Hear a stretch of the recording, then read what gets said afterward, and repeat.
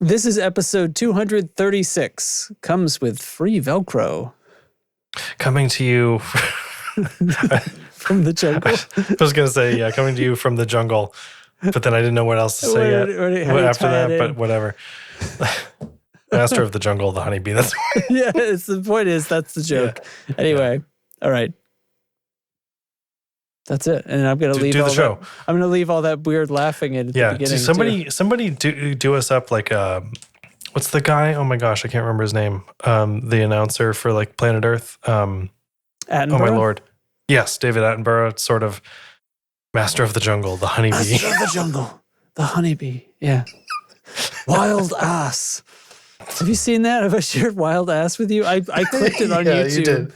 You did. The great part is like the 18 seconds of silence before where the darkies are like frolicking in a field, just nothing. Wild ass. I'm trying to like keep it down. My kid's asleep. But okay. That's so good. My bad. All right. That was the McConaughey thing. You only did 2 of them, though. Did I fuck it up? I fucked it up. Yeah, it's 3 all rights. Okay. You just got to say all right. I specifically didn't. Oh, okay.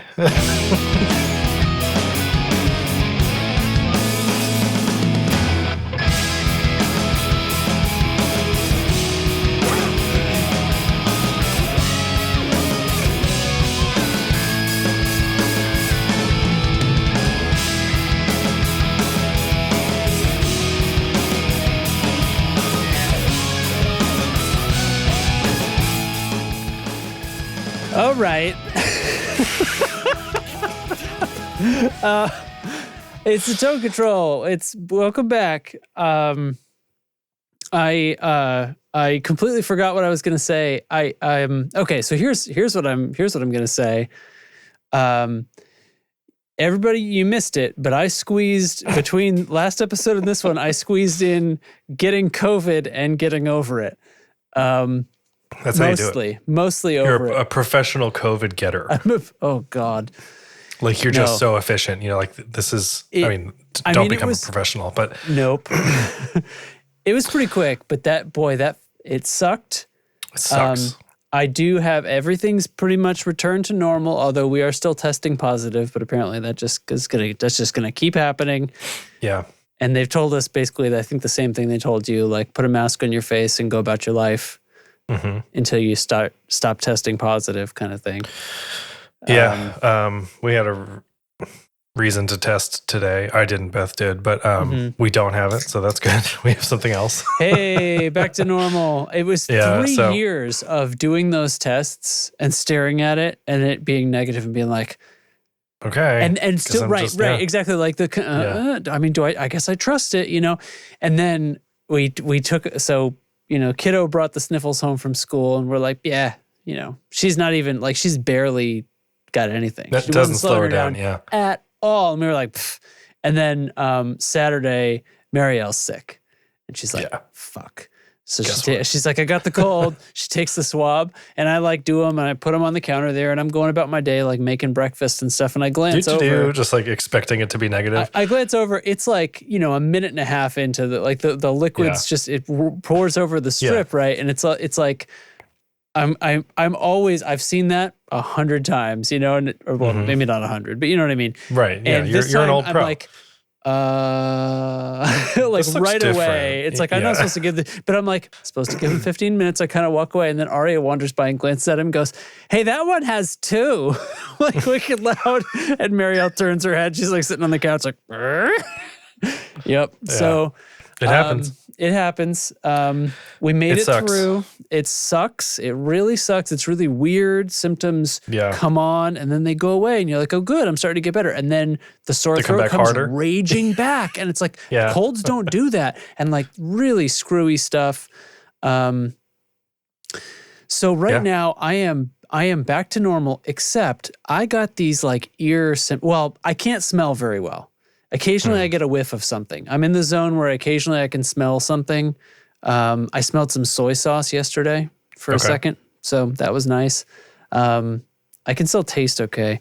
But okay, so I got this ear thing on, and my ear's kind of like, I got a bunch of head pressure, and this is the only thing that's not gone away is I feel like there's like fluid or something in this ear.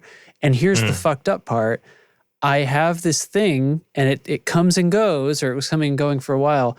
I think it's pronounced disharmonica. And it's when one of your ears. I lost you right when you said, I think it's pronounced. And then disharmonica. I think I'm pronouncing it right. Okay. But one of my ears is hearing frequencies at a different pitch. Uh-huh. It is extremely fucked up. It is extremely disturbing. Extremely fucked up. So I first noticed it one night. We're watching TV and things sound weird. Like I'm watching TV and some of the dialogue honestly sounded like it had a ring modulator.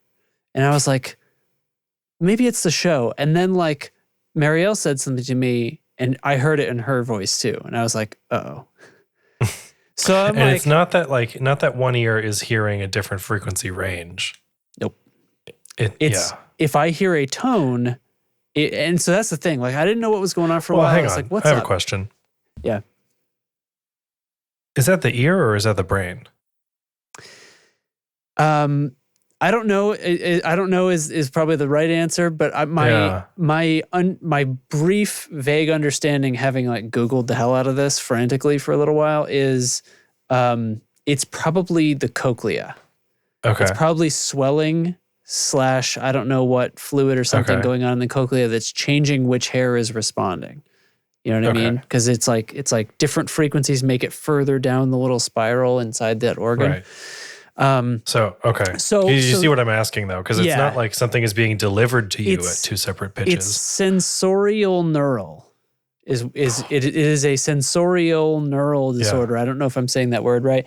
So it's I was hoping it would resolve. It was really scary at first, and I called the doctor like right away. And at first, my left ear was hearing everything at a lower pitch. I would estimate something like a semitone down. And I didn't know what was going on. So it's not even a beautiful difference. No, it's awful. And that's why it sounds like a weird ring modulator or something. And I didn't know what was going on until I put headphones on. So then I can distinctly hear the difference by like pulling one off.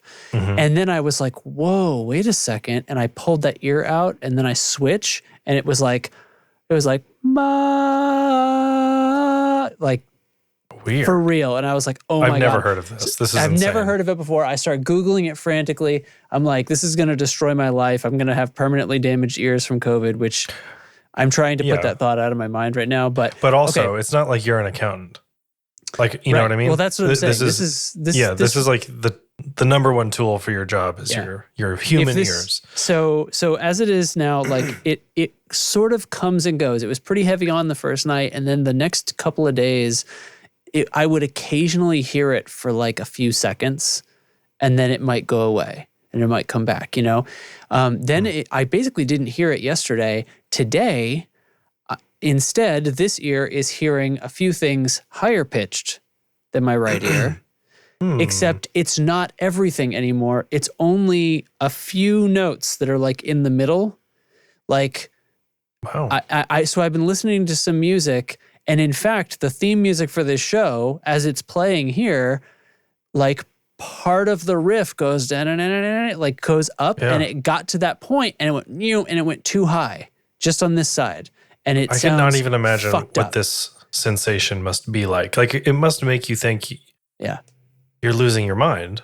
I mean, I feel like it sounds like all of a sudden the guitar was playing out of tune in the theme song recording that was made like 20 years ago. That's what I mean. Like something you know so well, including things like the sound of your family's voices, right? I feel like it would send me into a rage that is like, not a rage, but it would send me into like this spiral of like what is reality anymore. I mean, because I had my eye on it, I'm kind of like watching the progression and stuff. It's interesting how localized it is now. And that it changed to being higher than normal, and now it's not. I mean, maybe that's tones. So it's maybe weird. It's working itself out, and that's just how it's going to be for a minute. But God, that sucks, man. So I'm being looked at tomorrow afternoon because it feels like there's still fluid in this ear. I never had any pain, and so they never treated me for an infection. but I could still have fluid, and I don't know. I feel like there's something they can do, and I really want them to do something because I'm trying to get back. Like I was working today, and I was working on a bunch of dialogue, not that big a deal. I'm a little bit sensitive to sound too right now, which I think is a side effect. But whatever, I'm doing my thing. And then I tried to, I had this little bit of piano I needed to edit. And that's when I noticed the specifics of what it is now. It's like certain high notes on the piano. I was like, whoa, what the hell? And so odd. The beeps of the wash machine sound like harmonicas, but like nearby pitches, it doesn't happen to. It's very fucking weird. I would not have believed that this was a real thing until it happened to me, and I typed it into one ear hearing a different pitch than the other, and it's like, oh, it's this. And there's like, you have this thing, yeah. Yeah. So that's scary, but like also it sounds like it's getting better, but still it's got to be righteously frustrating. It's changing, which actually makes me feel better. I would feel better about that too. Yeah. I had a lot of smell and taste loss for like almost the whole 10 days. And it was really frustrating for me because outside of guitar things, I do a lot of cooking. I cook every day here for us, and like food, like home cooked stuff is like my thing. And I love it and enjoy it and feeling like I'm pretty good at it and stuff. And I couldn't taste or smell. It was absolutely ruining me. Like it was absolutely sucking the joy out of my life in ways I had not previously experienced. And it was horrible. Like I made this whole nice thing and I'm like, well, this may as well just be like a loaf of bread to me because it's completely nothing. Yeah. And it's not even the same thing of when you're congested, because I was not congested. In fact, part of my COVID experience was breathing more clearly than I ever have in my life. Wow. And so much so that like my sinuses were very sensitive and dried out, and like it was bad. So anyway, so speaking of ear infections, guess whose kid got diagnosed with double ear infections today? Here we go. This guy. Yep. So Jack had this. He's just like in that leaky baby stage where he's just constantly wet because he's teething and he's a runny nose daycare kid, whatever. So like he gets a little sick and we're like, again, it's probably just a little cold. I don't think we need to go to the doctor. They're probably just going to tell us it's just a little cold. Yep. $25, please. And so then last night, like he's got this cough and it keeps getting worse and he's kind of not sleeping and coughing hard and like phlegmy every few minutes. Yeah. And so we're like, okay. And Beth, meanwhile, is also getting sick or is currently very sick and like feeling horrible with, again, like a cold situation, some kind of like head chest scenario. This is almost exactly a week after the stomach bug tore through this house. So we are just like, we're so the show's light this week is what I'm saying. But so we go to the doctor. She takes him to the doctor this afternoon, just like his cough's not really getting better. So it turns out he has double ear infections and also has caught on like some viral thing that caused an asthmatic reaction in his lungs. Whoa. So he doesn't have asthma, but he's having an asthmatic response. Yeah. And so now we have an inhaler for him and like a contraption that goes over his mouth and nose. The baby version of it. Yeah. I've seen to like it's like a big tube and like not like hose, but it's just like it's sort of like a 2.5 tube that just holds all the stuff while he breathes it. Yeah. Yeah. And you fill up the tube with the inhaler and then they breathe in the other side. And so that's like I can't remember the name of it, but it's to like reduce the inflammation. And like, he's going to actually cough a lot more with this, but it's going to be productive. And that's what you want and stuff. And like they said, warning, he may cough so hard he throws up. And we're like, oh my God. So between that and now we've got to like do antibiotics and stuff. So like I am allergic. Jack's dad, am allergic to all things that end in -icillin.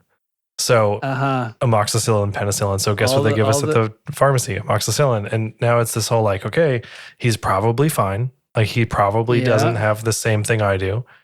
That's not really how this works genetically, whatever. Yep. And so we give it to him and then, okay, well, I got to watch him for an hour and wait. And let's not go anywhere. Let's not start cooking dinner. Let's not do whatever. So it was just like a hell of a. That was today that you gave it to him? That was today. Yeah. Yeah. Yep. So he's sleeping much better now, but we got to like figure out you got to bring this like inhaler contraption to daycare and stuff. And like, it's a whole fucking thing. Yep. So anyway, I'm just like feeling it today. As far as like the mental exhaustion and the patient's exhaustion is hitting me very hard. So it is a stressful tone control. That's right, Eric. But I thought I would plug in my new, the DML10 modulation delay 2 that I talked about last time. I thought I'd hook it up and we could fiddle around and turn some knobs with that. And, you know, have a good time. Have it. Yeah. You know what? Let's fucking do it. And it's one of those, like, I need this podcast kind of nights, you know, I need to like, just, let's just zone out let's not zone out. Let's zone in and talk about guitar crap for a little while. All right. Yeah. Thanks to Pedal Genie for sponsoring the tone control. Visit pedalgenie.com and start your wish list today. Okay, then.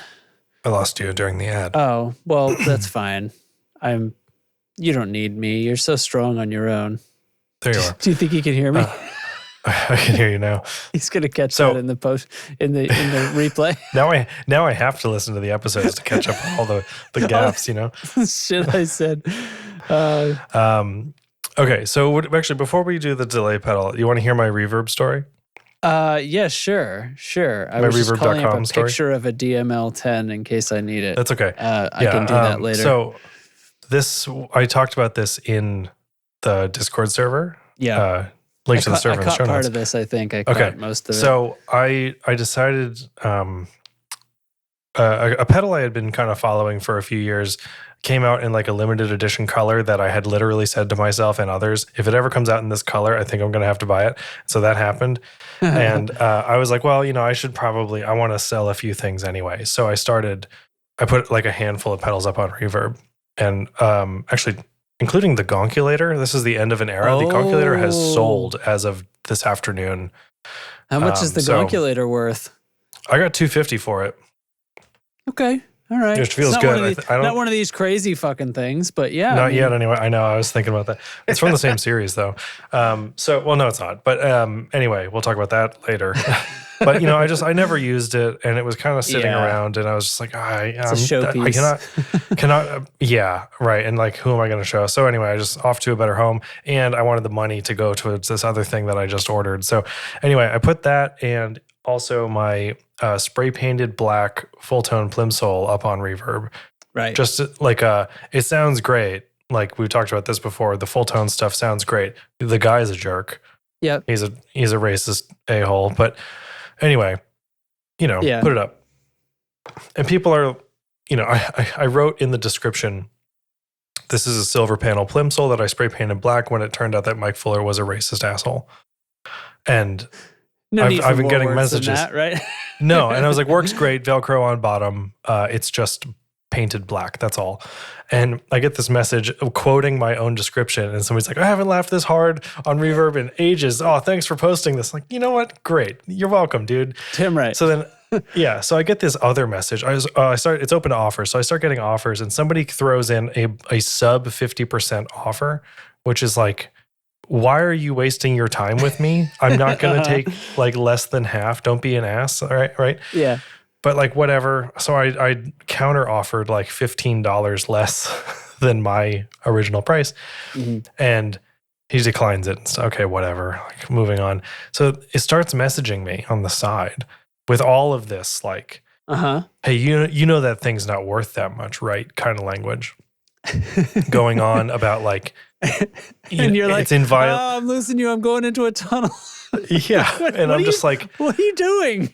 I'm like, okay, like, I don't care, dude. Like, and it's priced pretty reasonably in the middle of the range for the plimsoll. Yeah. And look, I know it's spray painted black. It is different, and it is not a good job. Like, I did not do a good paint job. So like, you're not I'm fully aware of the paint job. No, you're not. You're buying it because it works and it sounds really good. So like, okay. And I was like, all right. And he was like, by the way, like, you shouldn't list this in this condition. It's modified. Like, all right, fine. Like, so I messaged him back like, oh, sorry. He's taking you under his wing. He's going to teach you how to reverb. Yeah. And he's like, Reverb took down some of my listings for this kind of thing. Like they're going to take your listing down. I'm like, okay. He's an expert on being an asshole on Reverb then. Yeah. So like, I'm like, whatever. I don't want to talk to this guy. So just like humor him, and I knock the condition down one peg from like very good or like excellent to good or something, or very good, which it still is, you right? It's down to very good, but spray painted. Trust me, it's fine. And I was like, yeah, sorry, and he's like, well, I can offer you, X dollars, whatever it was. And I was like, yeah, no, I'm still going to try to get a few more bucks for it, but thanks. And then he starts messaging me some more. Like, we have ended this conversation already. It's over. And he starts messaging me back, like, with a link to a different Plimsoll listing. Here's one in excellent condition. Here's one in good condition. Yeah. And you can see the prices are this, that, blah, blah, blah. And I'm just like, guy, I literally said, so go buy that one. Go buy those? Why? Yeah, I wrote back, so go buy that one. You did it. You found the one you wanted. Yeah. And I'm like, I don't care. Like, you are not doing me a favor by buying this thing.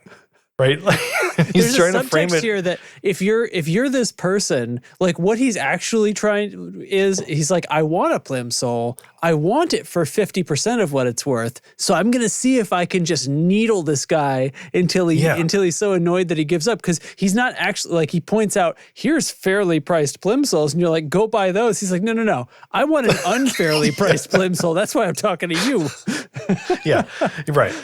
And so I'm just like, why are you bothering me with this so much? And he keeps like sending me offers that are low, and I keep declining them.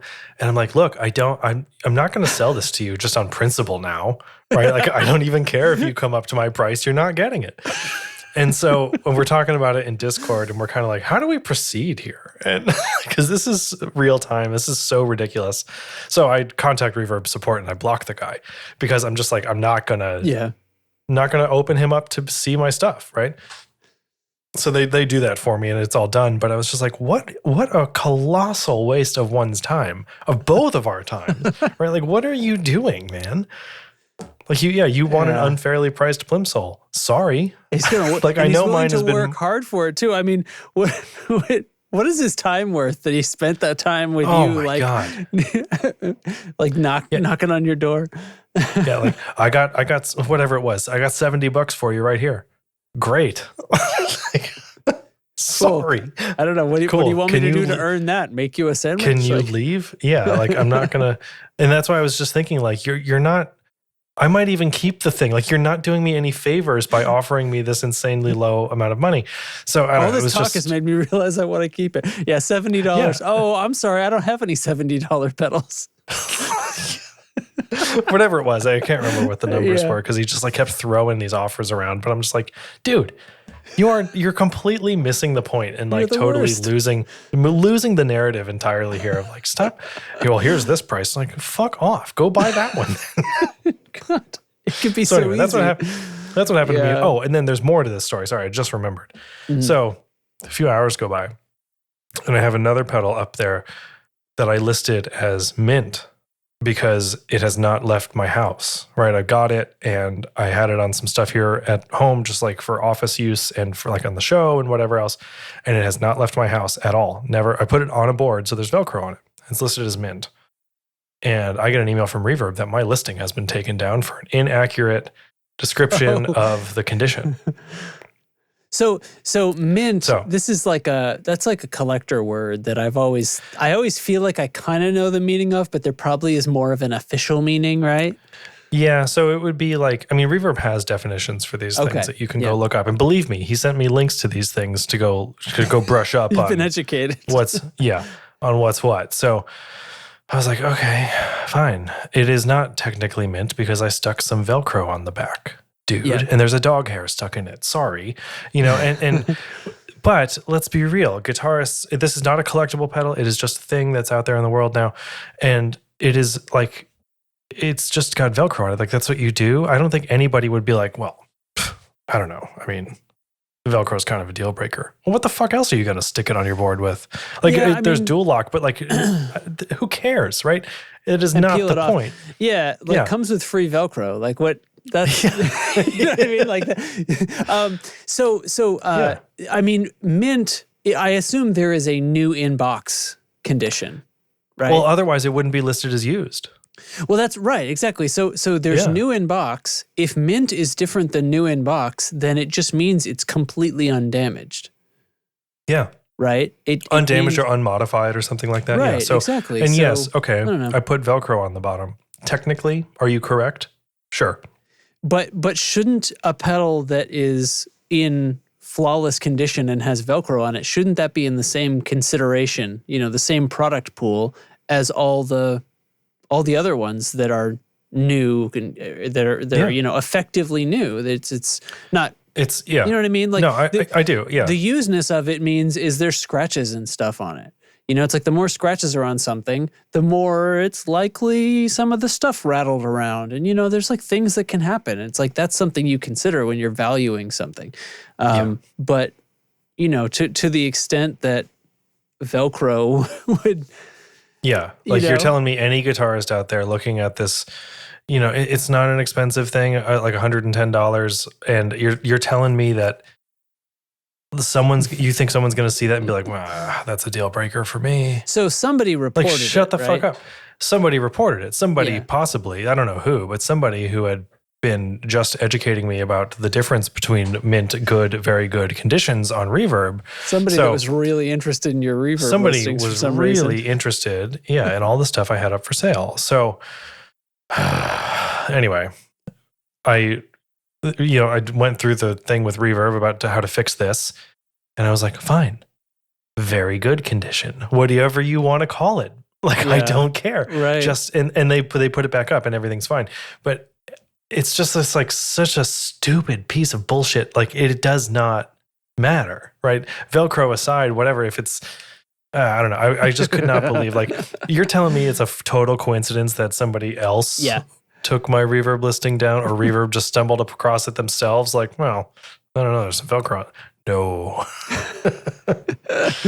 This guy thinks he thinks he's a Reverb secret shopper or something, right? Like he's scouring over the whole thing, like picking at everybody. Yeah, and I bet he's like, see, this guy's going to get an email and he's going to go, oh no, that guy from the messages was right. Reverb did take down my listing. I should get my condition accuracy better. Oh no. Shit like that. I've been found.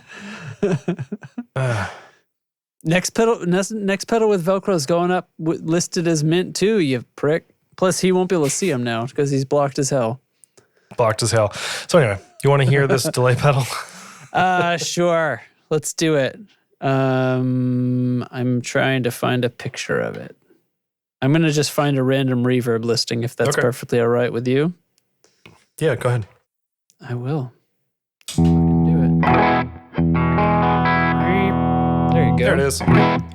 So, that's perfect. Mine looks just like that. I dig those knobs, because actually some of these knobs can be difficult to see. When they're very tall and crammed onto a thing like that, I find this is like, it's highlighted. There's that nice black triangle, high contrast. Anyway. So mine is in probably very good condition by comparison to this one. So you're saying it has Velcro on it? In this, actually, believe it or not, it does not have Velcro. It's from like 1989, I think, or maybe before 88. Before Velcro had been invented. I'm just saying, in all that life, there's nothing. There's nothing on the back. Anyway, okay. Anyway, so this is a delay pedal, but it can go so fast that, by design, that it can do chorus and flange, which are also time-based effects, and I think that's cool because we don't often think about those as time-based effects. We think of them as modulation, which they are. But modulation is time. I think it's necessarily time. Yeah, it's It could be pitch, I guess, but technically pitch is time too because it's just vibrations per second. So anyway, this is a digital delay. Nobody tell my left ear, of course, who doesn't understand pitch right now. Justin Left Ear Lopez over here.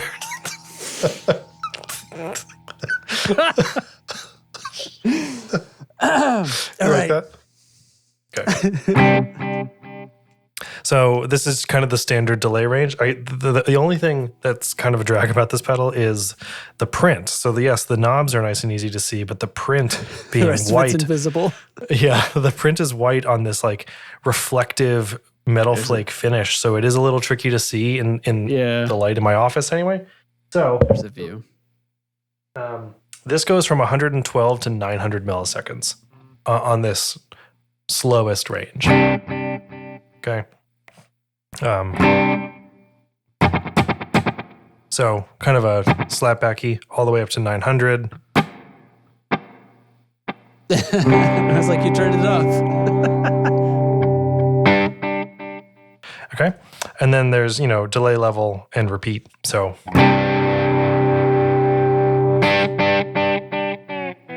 we'll do all that stuff. Okay. Then there's also controls in the middle here for speed and width. So this is the width all the way down. If I introduce that, you hear that pitch change? I hear pitch changing, yeah. Yeah.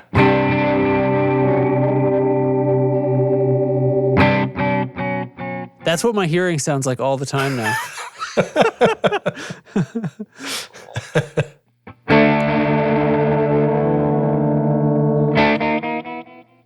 Okay. Like, what the hell's happening here? What's going on? Whoa. I am not turning knobs here.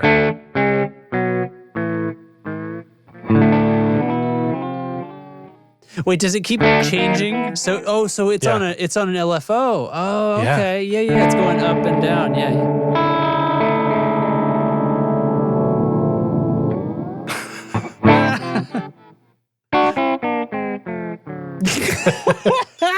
This thing is wild. Yeah.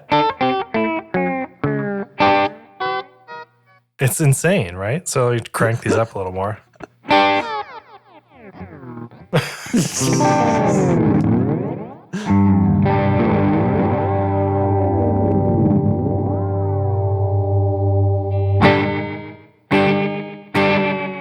Super weird, right? And you can turn that all the way off.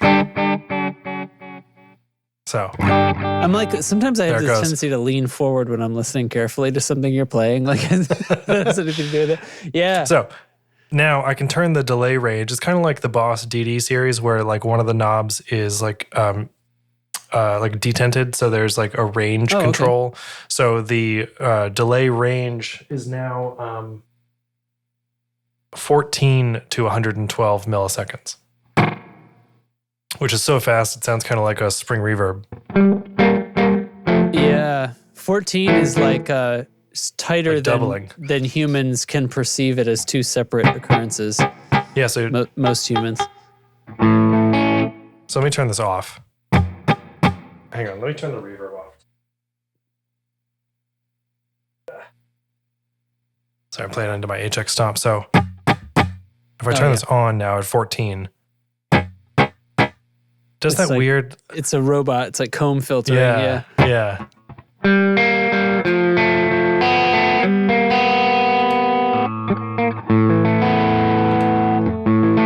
So you can't really tell when it's at 14. Does this have a stereo output? It has effect output and dry output. Okay, so yeah, you could... So 14 is... that is a number that is right around the number that I use occasionally when I am trying to make a delay sound stereo if it's a mono source, right? So a delay will suddenly sound wide. So like I'll put a delay on a vocal, it'll actually be a dual mono delay and set them both to 300 or whatever works for the song, but then actually set one to 307 and one to 293. And that is like the optimal separation where you don't really hear it as a different delay time, but it'll suddenly sound like it's on the sides. Like it widens and kind of, it gives it's a doubling. They call it in the manual that I looked up online, and they call it doubling. Right. So if you put this into a dry amp and a wet amp and put it on that tightest setting, you would essentially be like stereoizing your guitar. Yeah. So you can do all the pitch stuff with this, but because it's happening so fast, it's a really different effect. So if we lower that time, meh. Right? Sounds like video game sounds.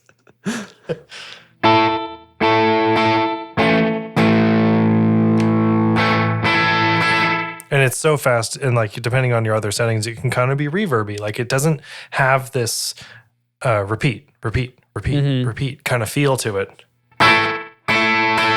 So the next range is 3.5 to 28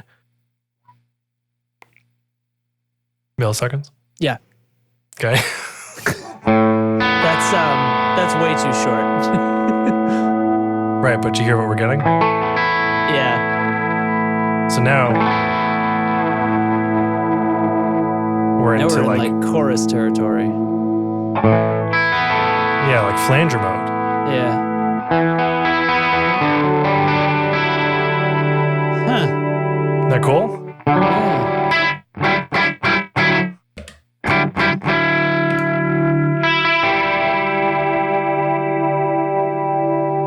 Turn on the knobs here. And then lastly is just 0.9 to 7. Wow.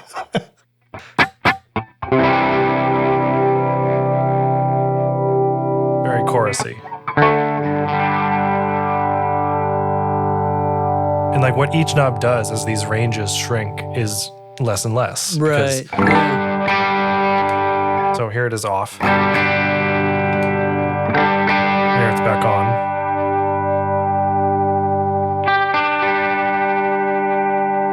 It's nuts, dude. Mm-hmm.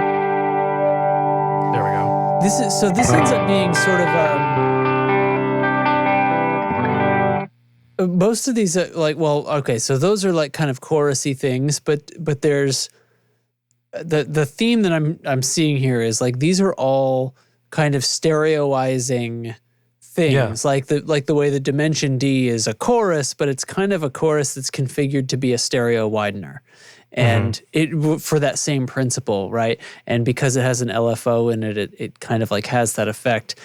And like the pedal, I can't remember which one it was. One of those Strymons, right?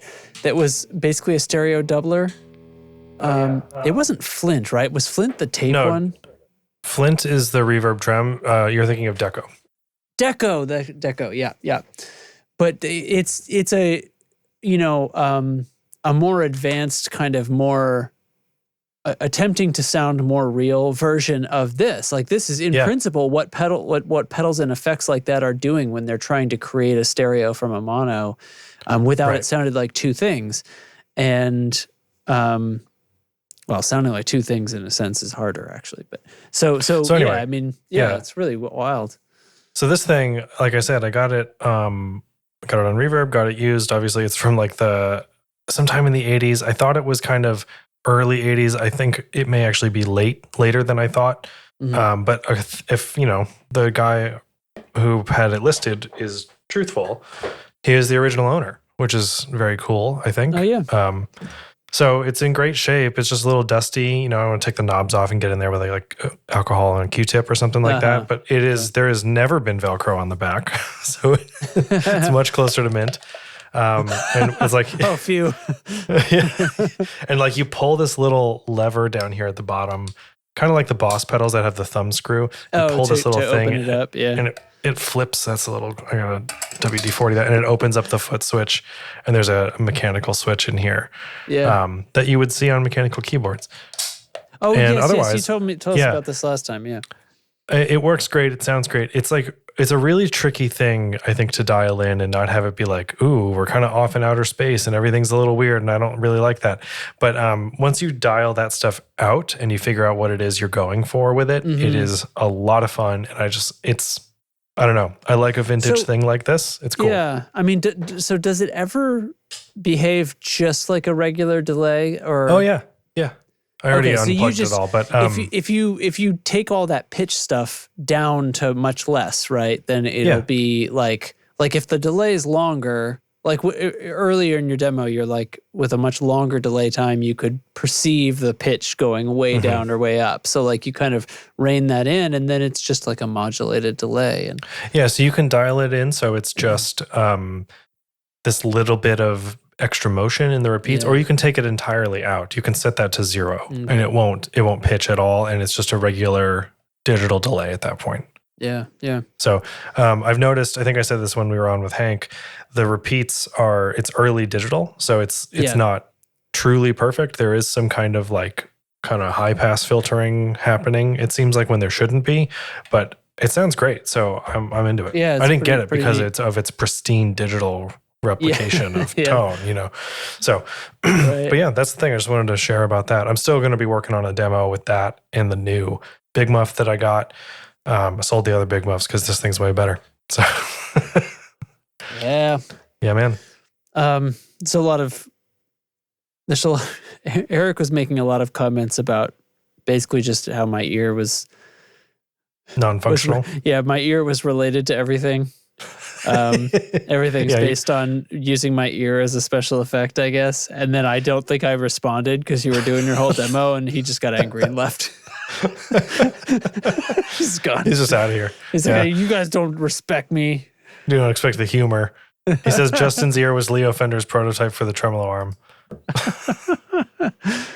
Justin's ear is what Tom Morello uses in Rage Against the Machine. Not anymore. It was real funny, Eric. Anyway, we should let's not derail this. Let's not take it all the way down. Okay. They could, if we just list it, they're just being entered into the record now. If we read them all. So, you want to talk about a new thing from Beatronics? Yeah, let's do that. I guess I should play a sound here, huh? Sure. I don't know what I haven't played in a while.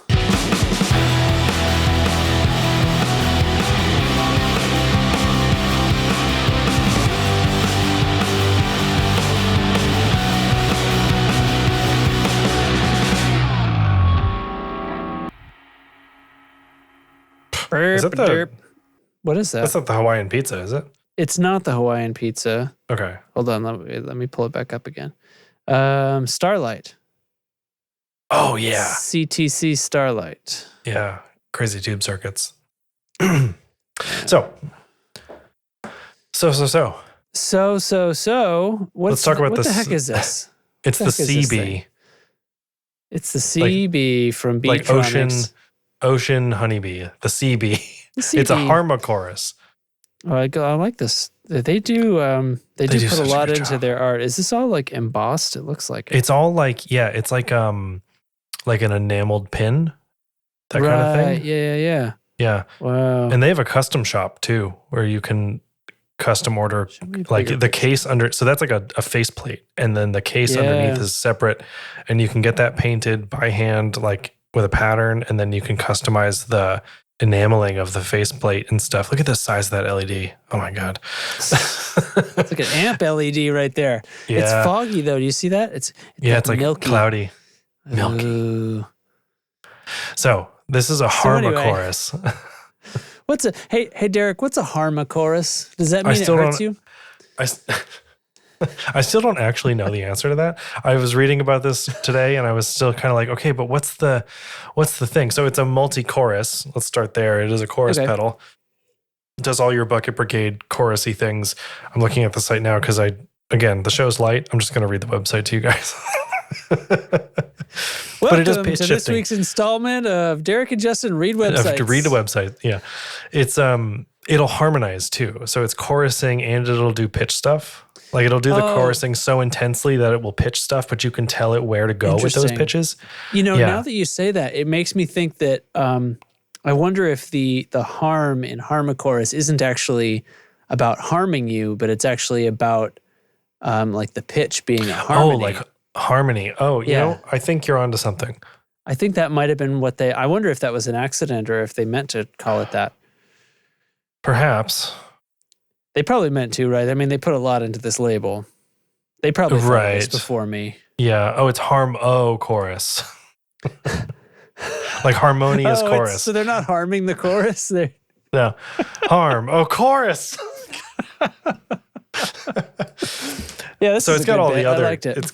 It's got all the other stuff too. Like it's stereo. It's got the MIDI control, 16 onboard presets and stuff. Expression in external tap. Like it is fully loaded, which makes it the $350 price point. Yeah, but it does this like strange. It's Beatronics, right? So it's all kind of weird and stuff. In fact, but like should I find a picture of the circuit board? Here we go. Yeah, here we go. Yeah, look at that. The PCB design. Oh my God. I love it. It's just printed, right? They didn't actually put traces in for all those honeycombs. No, I don't think so. But depending on the pedal. Look at that. I can see the traces in it. That could all be, I don't know. It doesn't make sense, does it? Does it? I don't know. Holy cool. crap. Ugh. So good. So okay. It's hard to explain, but it's chorus with like pitch shifting as well as like randomized harmonizing and there's arpeggiation and stuff, and you can combine the two, right? So it can be chorusing, and then you can, on one of the switches, set it to ramp into something else very extreme, like an arpeggiated harmony. This 3-way ramp switch. Yep. 3 different ways that it'll go back and forth. Yep, and see that middle switch is for is like dual controlled. So the harm stuff, the harmachorus stuff is in blue. The chorus stuff is in white. There's the 3 modes, presets and shit. Like it is all over the place. And I can't really, I feel like I'm not doing a good job of explaining what this is, but it's because I can't. Like I just can't. Right. And you really have to hear it. I watched some demos of it today and I'm like, it's not really doing. Oh, you know what? I've seen this. So I need to find a dead on shot. We've seen this style control before here. So look at the harmonies control. And how they've picked out the 5th and the 7th. And the octave. And the octave, right? And highlighted. So, yeah, I mean, because we've seen this before on a pedal that was generating harmonies because, like, you gotta know what you want. And so they're highlighting for you there in brass the ones that are probably going to be the ones you want most of the time. And then this is just a knob. So depending. And so that's like the, what do they call rate it? And mix. It's like the DCV control for on the Juliana, which is chorus is a mix of vibrato and dry. So you can blend it all the way up to vibrato on this, just like on the Walrus Audio stuff, which is really the play, I think, because if you want like the most subtle chorus you've ever heard in your life, you can do that. Or if you want just like, is that chorus or no, it's more like vibrato. Right. You can do that here too. And then the other one, the ramp, these are different patterns that are just broken up into groups of 3. So, for a very complicated faceplate, once I zoom in and look at it, it's like, this actually makes sense.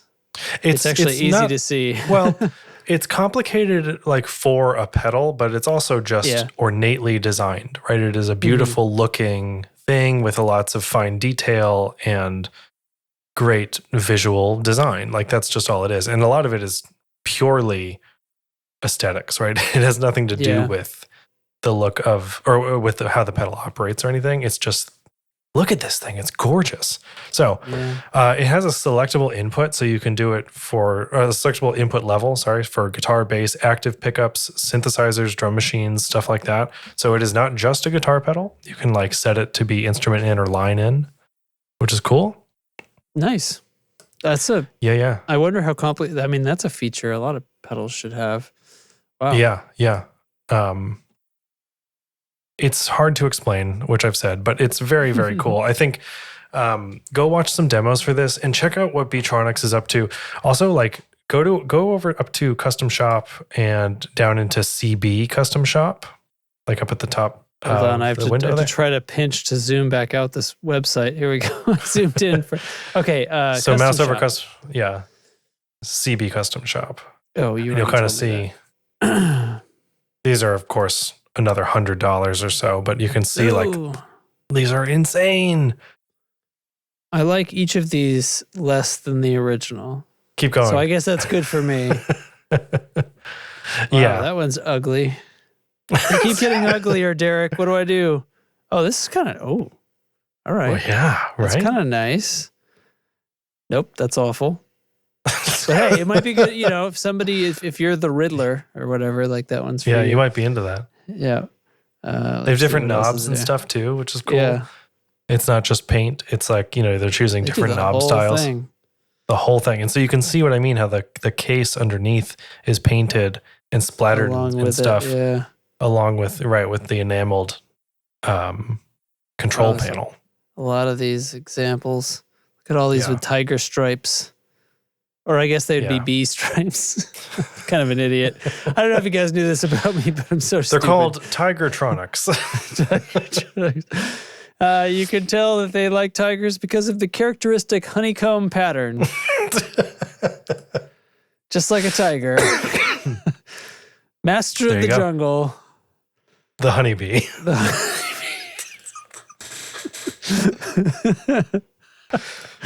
Okay.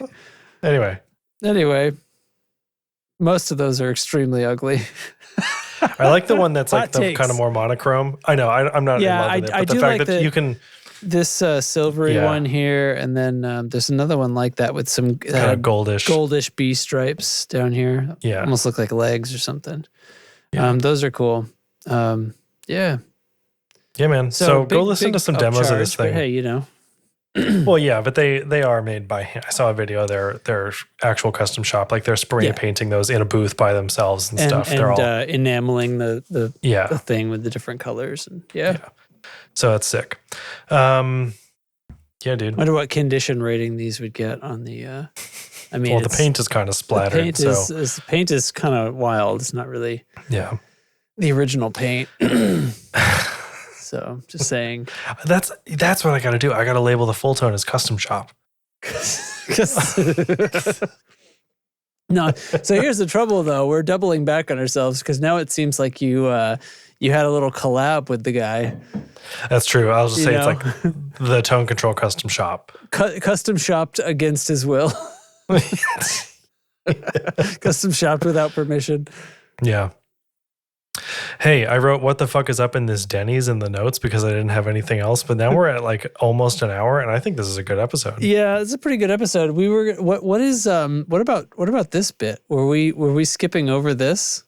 Oh yeah, we were going to talk about that. Let's skip it because I don't want to contribute more to the bad monkey pile of horse shit that's already going on. But I was going to briefly talk about it. Do you want to touch it or no? Yeah, I mean, I was going to do like give me the rundown. Hold on, let me shoot you with another blast of sound for some reason. This one says it's. Oh, this one's short. I think I play that a lot. Yeah. That's probably because it's short. Yeah. So the Bad Monkey Overdrive made by Digitech in the early 2000s. It's an overdrive pedal, it's fine, whatever. So everybody knows this now. The JHS show featured it and prices went through the roof as expected, right? It is a thing that happens. What happens. It's what happens when something's on the JHS show. And it happened really bad this time. And I think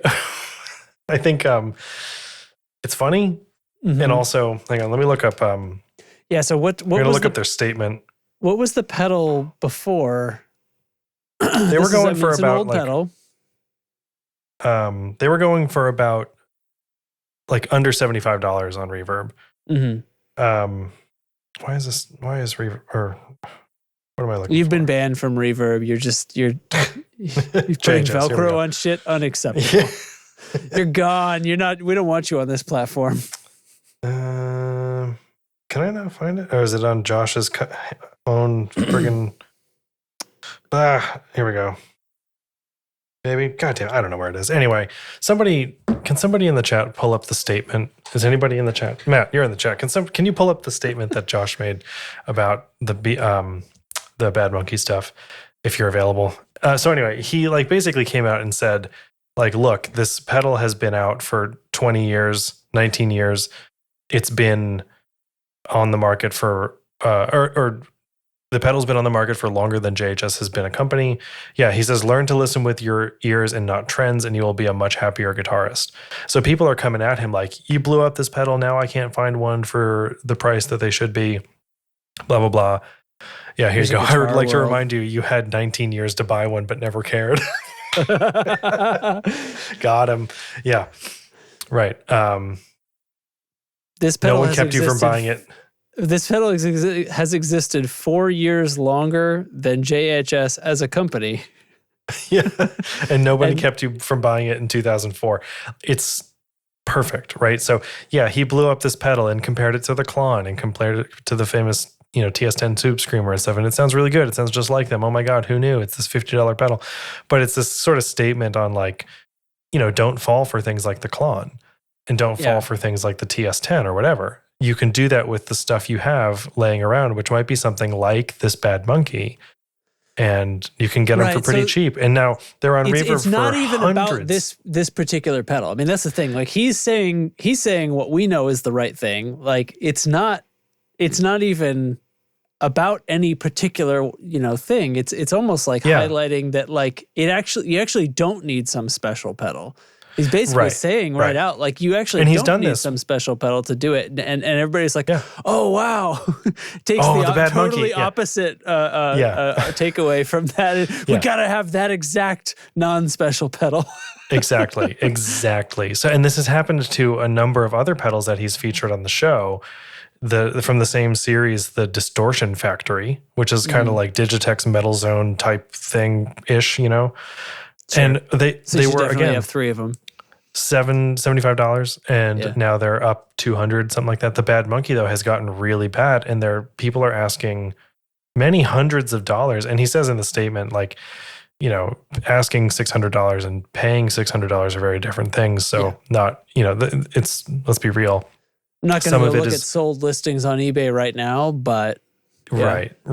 Yeah, and Reverb does this great thing. This is like the Reverb episode, but they do this great thing where they show you price history for sold right on the product page, and you can see historical sale prices over time, and you can do that by 6-month, 12-month, or 24-month windows, and you can see in the Bad Monkey one, it's like, guess when the JHS episode dropped, and there's this enormous tick in the So it's very interesting. So anyway, we talked about this a little bit in Discord today, and I just wanted to mention it here.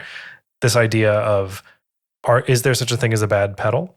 Mm-hmm. People blew off things like the Bad Monkey because, it's a bad pedal, it's cheap, Digitech, blah, whatever. But no, like, it doesn't stop you from making good music with it.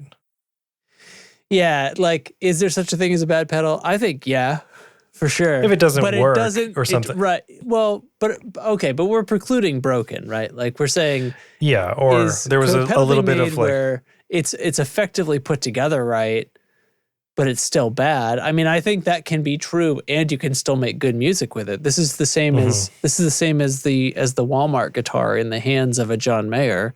Like it's not gonna sound. It's not going to sound like his other guitars. It's going to sound like John Mayer, yeah. But he's going to play it, and he's going to figure it out, and he's going to make something very different than if I picked it up. Totally. And it's not unable to play a note.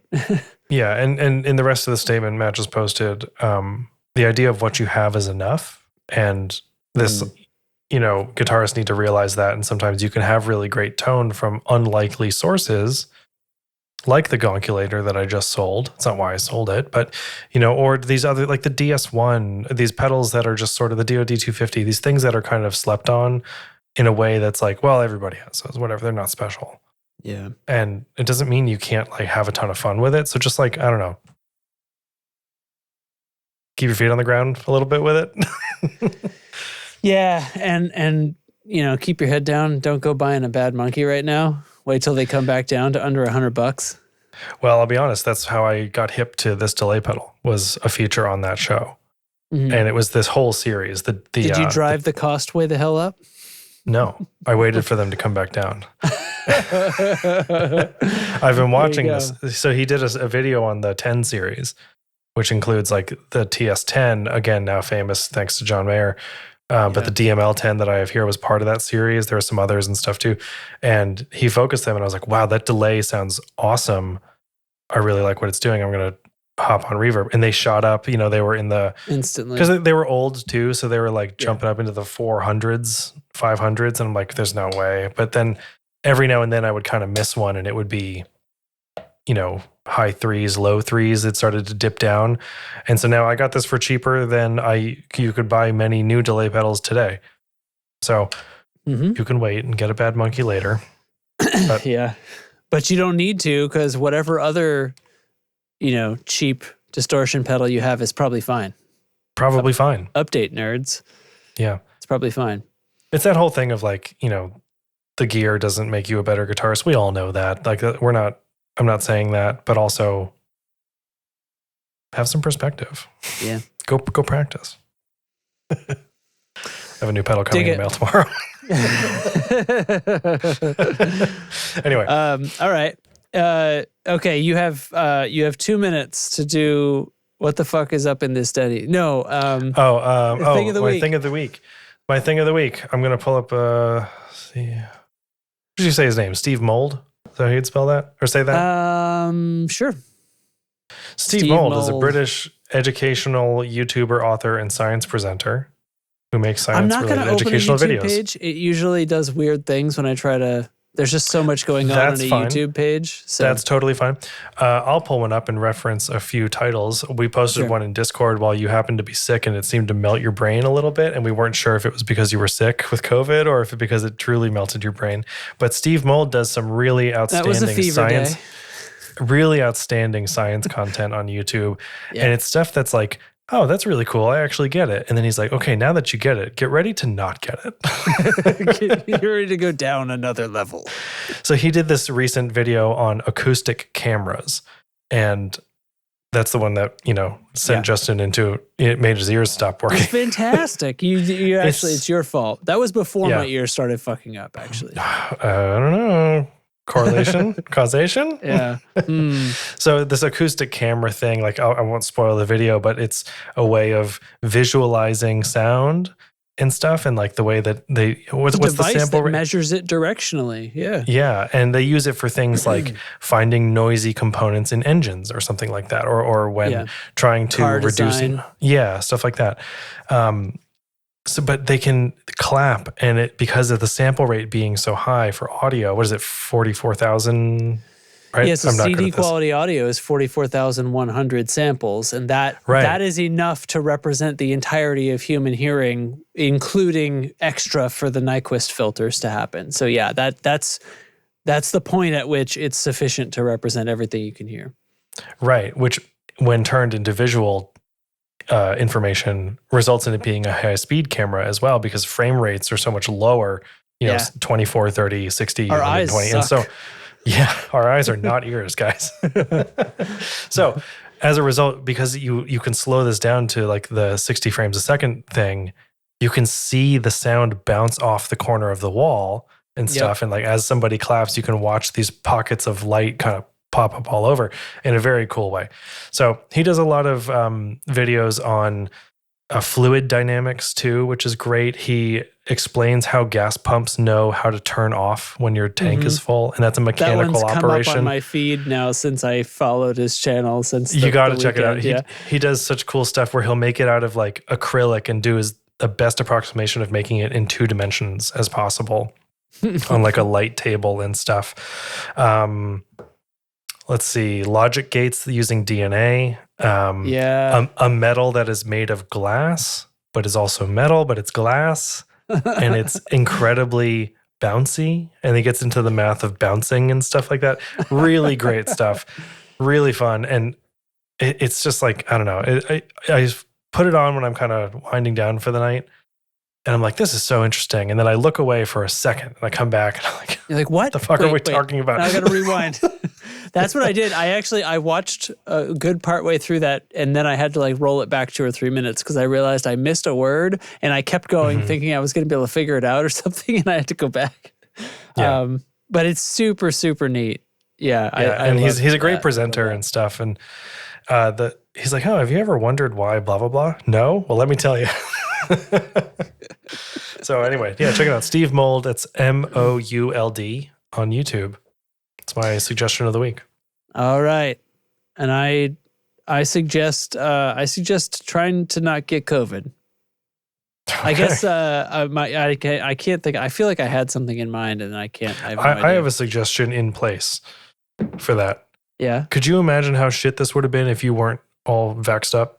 Yeah, that was half of where I was going with that too. Yeah. Like, I'm so glad I was as vaxxed as I was allowed to be, and this did not put us in the hospital. We didn't even really, we sort of took turns, my wife and I, like having our bad fever day and then moving on, because she ended up basically almost a whole 24 hours ahead of me. And it sucked, but also I guess now, like, as immune as I could ever hope to be. I have the ultimate super immunity, at least for a little while. So so my suggestion is get vaccinated if you're not. I can't believe I actually have to say that now, but maybe not have to say it, but you know what I mean. Yeah, get your flu while you're out there. They'll do them to you at the same time. I got them at the same time. You don't have to go twice, and they'll say weird. Well, I mean, do what you want to do, but they're like, people usually want one in each arm, and I'm like, why would I want both my arms to hurt? Like, yeah, I was just gonna say, do you want put them in your fist and stick me with them? Like, what? Do you want it like? How many can you put into like a tattoo needle type situation? They have. I'm pretty sure they have stuff like that for like the military, where it's not about the comforts of being a civilian, and they're just like, you come here, punk. You've just been shot with everything. Good luck. Yeah. It's like, do you want both arms to hurt or one arm to hurt extra bad? Basically. Yeah. I personally, this is different for different people. I never get a reaction to the flu vaccine. My dad does. I know some people have different things, but for me, I was just like, I don't give a shit. Like, shoot me with the most of whatever you can shoot me with. I'll take it. Like, I'm good. But the real COVID was very different for us. My kid she just had the sniffles.